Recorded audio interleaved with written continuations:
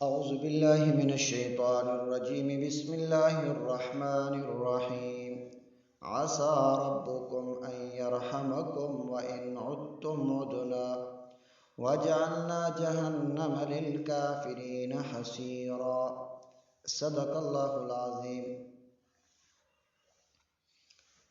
گزشتہ میں بنی اسرائیل کے جو حالات ہیں وہ بیان ہوئے،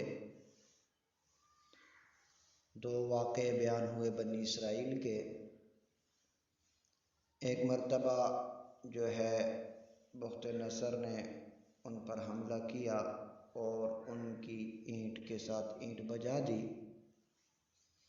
دوبارہ انہوں نے سرکشی کی، دوبارہ پھر روم کے جو بادشاہ طیطس تھے اس نے حملہ کیا اور سب کو مارا، حتیٰ کہ ان کے گھروں کو بھی برباد کیا، ان کے جانوروں کو بھی۔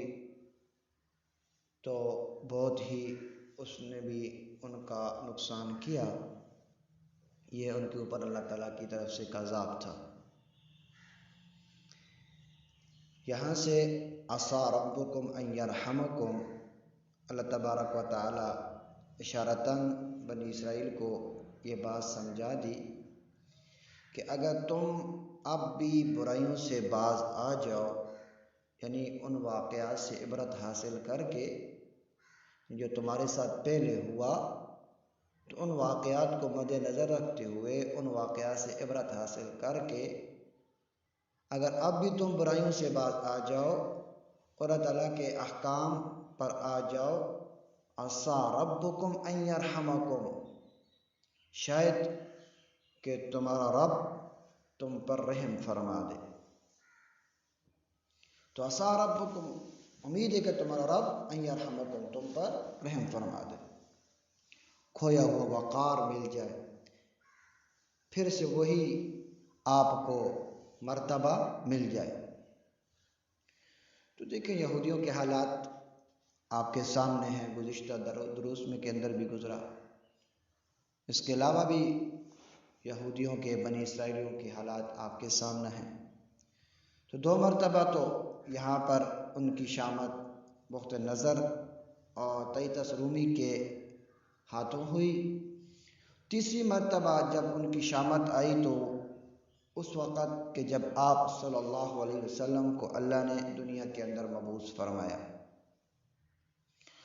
اس وقت یہودی جو تھے کثیر تعداد کے اندر عرب کے اندر موجود تھے، خصوصاً مدینہ طیبہ کے اطراف میں یہودی آباد تھے۔ تو انہوں نے آپ صلی اللہ علیہ وسلم کا انکار کیا، بلکہ آپ صلی اللہ علیہ وسلم ہی کا نہیں بلکہ ان کے جو ماننے والے تھے ان کے خلاف بھی سازشیں کی، اور ان بنی اسرائیلیوں نے مشرکین عرب جو تھے ان کا ساتھ بھی دیا۔ لیکن اللہ تبارک و تعالیٰ نے ان کو تیسری مرتبہ بھی ذلیل اور خوار کیا۔ جب مسلمانوں کو غلبہ ہوا تو کچھ بنی اسرائیلی مارے گئے اور کچھ جلا وطن ہو گئے، عرب سے باہر جا کر ذلیل اور خوار ہوتے رہے۔ اللہ تبارک و تعالیٰ نے فرمایا کہ اب بھی سابقہ واقعات سے عبرت حاصل کرنے کے بجائے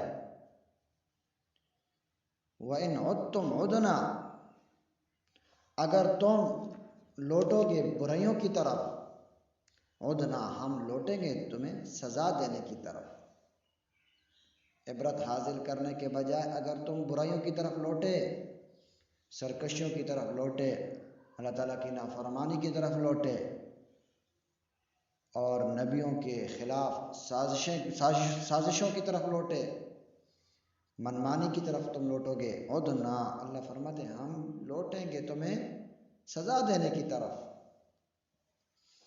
تو بہرحال آپ صلی اللہ علیہ وسلم کے زمانہ میں ان کو تیسری مرتبہ مسلمانوں کے ہاتھ سے سزا ملی، تیسری مرتبہ۔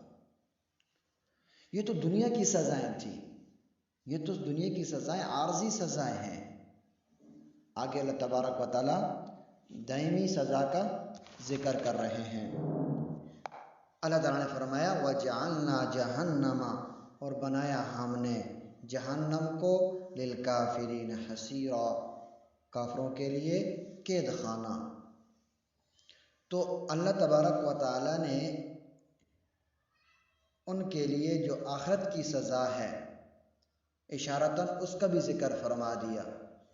یہ تو دنیا کی سزائیں عارضی ہیں، دائمی سزا کا بھی اللہ نے ذکر کر دیا کہ کافروں کے لیے آخرت میں دوزخ کا عذاب ہوگا۔ بنی اسرائیل کا یہ واقعہ بیان کر کے اللہ تعالیٰ نے مسلمانوں کو خبردار کیا ہے کہ جو کوئی بنی اسرائیل والی جو ہیں خصلتیں اختیار کرے گا تو ان کا انجام بھی ویسا ہی ہوگا۔ آج کل جو مسلمان ہیں تو ان پر بنی اسرائیلی والی حالت طاری ہو چکی ہے، وہی مغلوبیت ہے، وہی مظلومیت ہے، لہو لہب ہے اور عیش و آرام سے لگاؤ ہے، الا ماشاء اللہ کچھ لوگ اب بھی ہدایت پر ہیں۔ بہرحال اللہ تبارک و تعالی ہم کو نیک اعمال اور اپنے احکام کے مطابق زندگی گزارنے کی توفیق عطا فرمائے۔ وآخر دعوانا الحمدللہ رب العالمین۔